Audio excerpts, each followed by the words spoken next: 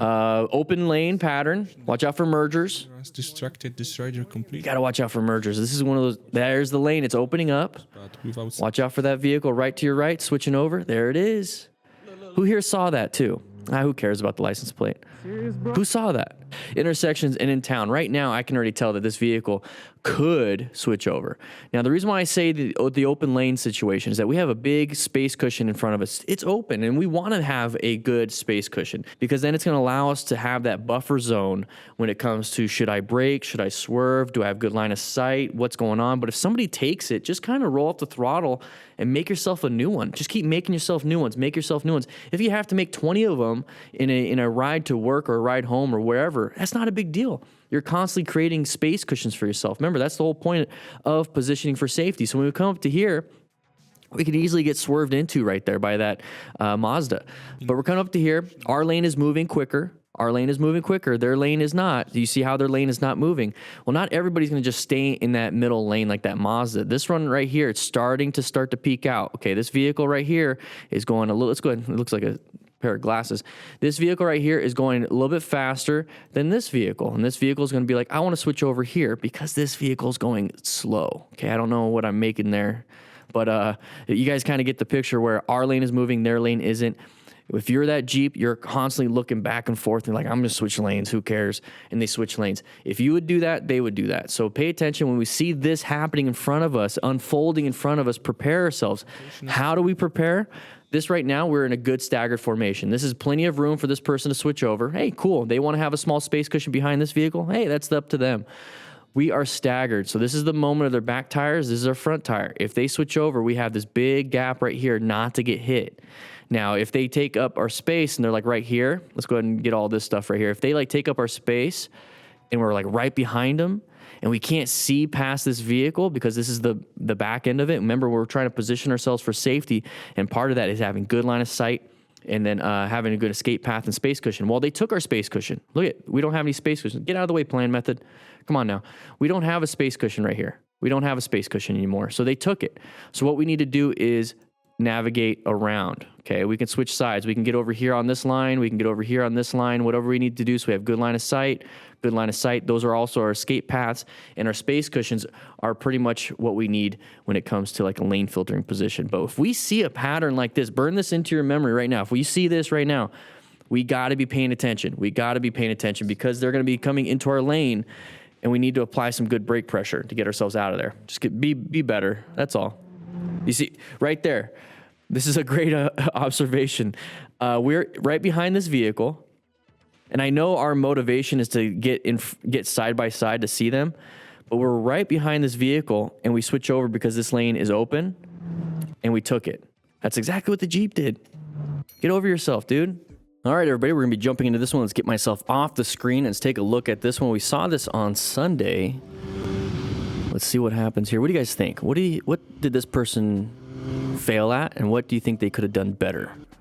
Okay, yeah, you got pissed off. Let's go ahead and get me back on the screen. So we're coming up into a neighborhood. This is a great place. We talked pretty extensively on Sunday during the full-on MotoStars video, but this is a great opportunity to practice your next step out of a parking lot. So we're doing drills this week. We're out in the parking lot. We're going to do that after this AAR, so stay tuned.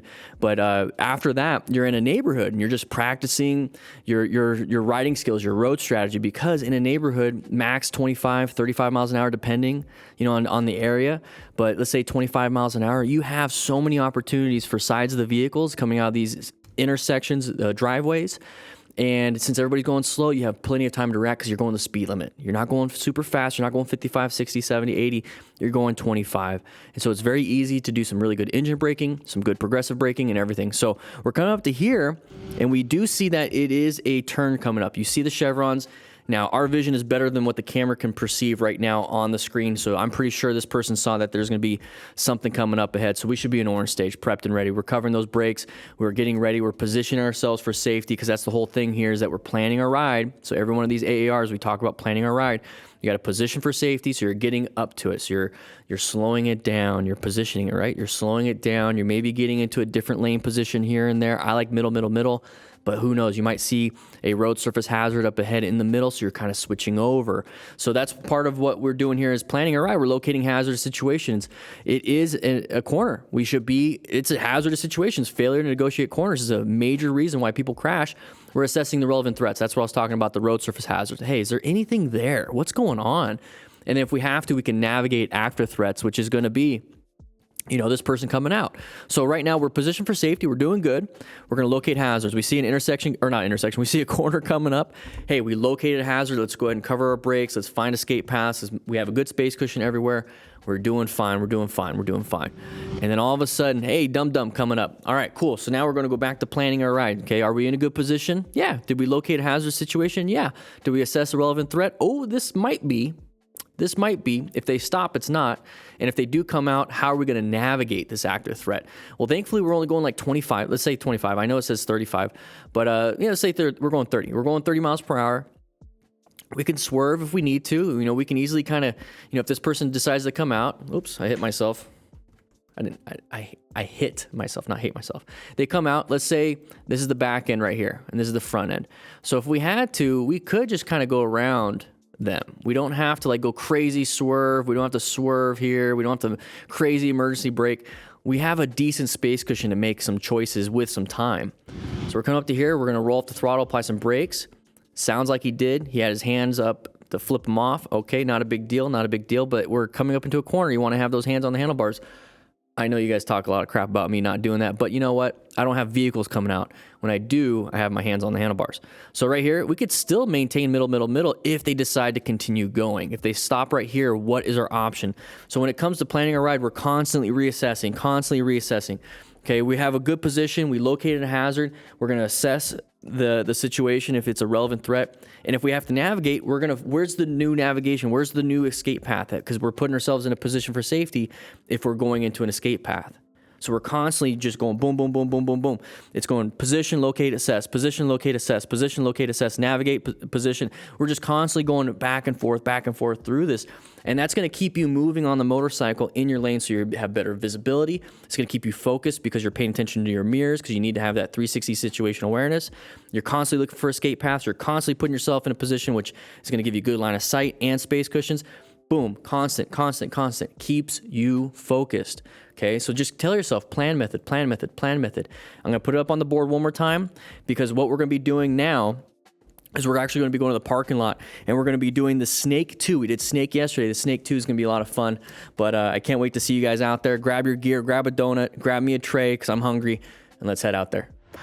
What is up, everybody? We're going to be doing the Snake 2. Now this one, just like the Snake, we have to set ourselves up for success on the other turns.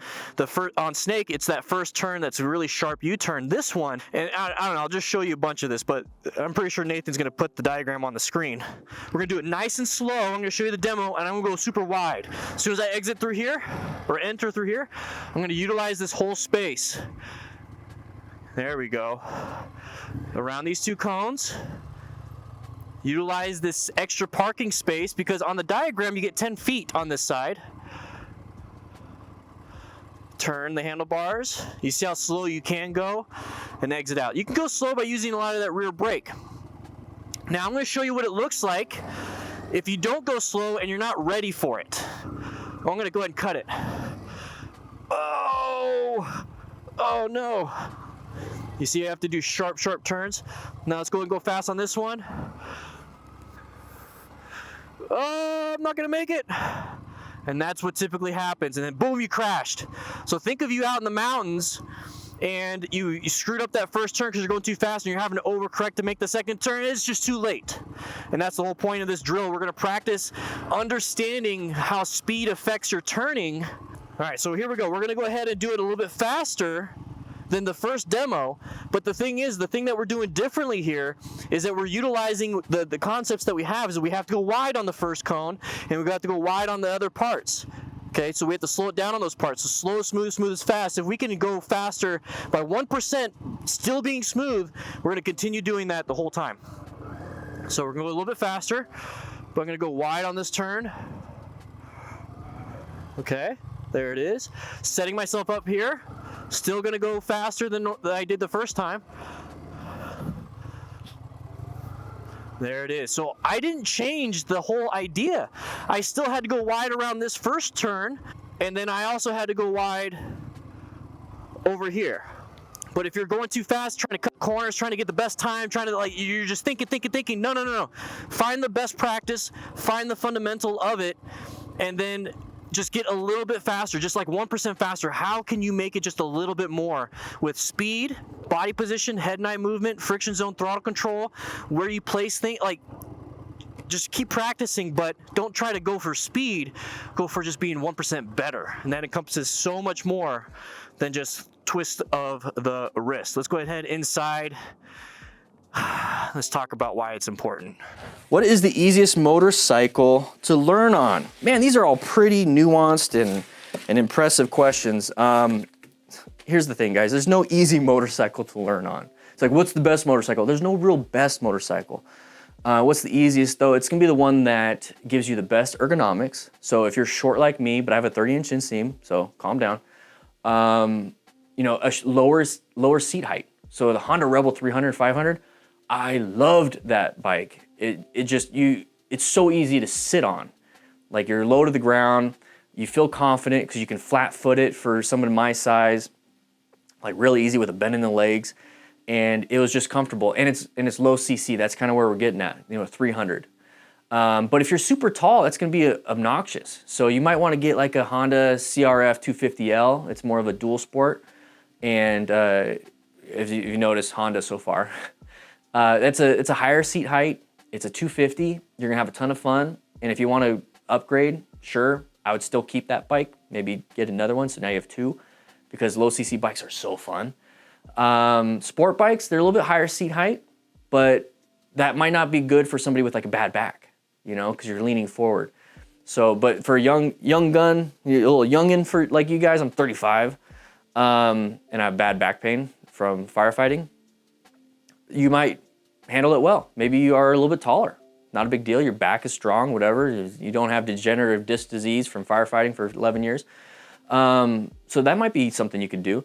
But if you're like, super short, Honda Rebel. If you're kind of tall, Honda CRF 250L. If you're, if you still want a small CC bike, get a 300 sport bike, any brand, really. Honda Groms are a little bit higher in seat height, but they're so tiny. So if you're a tiny person, that's good. So really, there's no best beginner or what's the easiest, really? What's the easiest motorcycle? There's no real easy motorcycles. The one thing that you really want to get though, so we just talked about ergonomics. The one thing you want to get is a lower CC bike, a lower displacement motorcycle. So they usually put the numbers to it. Indian FTR 1200 is a 1200. Like I was saying, the Honda Rebel 300 is a 300, a 500. CRF 250L is a 250. But get a lower CC bike because it's gonna be more forgiving. It's gonna be way more forgiving. So with a higher CC bike like mine, an Indian FTR 1200S, just a little bit of throttle, especially in sport mode, boom, we're going. And that's when you need experience, because you need to know how to you need to know how to control that really well. Same thing with the braking, really powerful brakes because you're going fast. It's kind of heavy because it's a 1200. So it's a big engine. So when it comes to like a Honda Rebel 300, small engine, a little bit lightweight, lower center of gravity. If it does fall over, pretty easy to pick up if you pick it up right. The throttle response isn't as responsive as the Indian FTR, but it's still powerful enough to get you to 50 plus, so that's good. Braking, it's less power, so if you accidentally smash it or if you accidentally squeeze it too hard to start, it's not going to be super duper responsive, and that's when it really teaches you how to do progressive braking. And those models have ABS too, so that's really good. So just get a lower CC bike. It's gonna be overall forgiving. It's gonna be cheaper. If you drop the bike, dump the bike, it's not massively overpriced to repair it. Think of a low CC bike is like a Nissan Sentra, and a high CC bike is like top of the line Infiniti or like a BMW. So imagine the repair costs back and forth, and also imagine how much it costs and how much it's gonna piss you off when you get a dent. So easiest motorcycle to learn on, a low CC bike.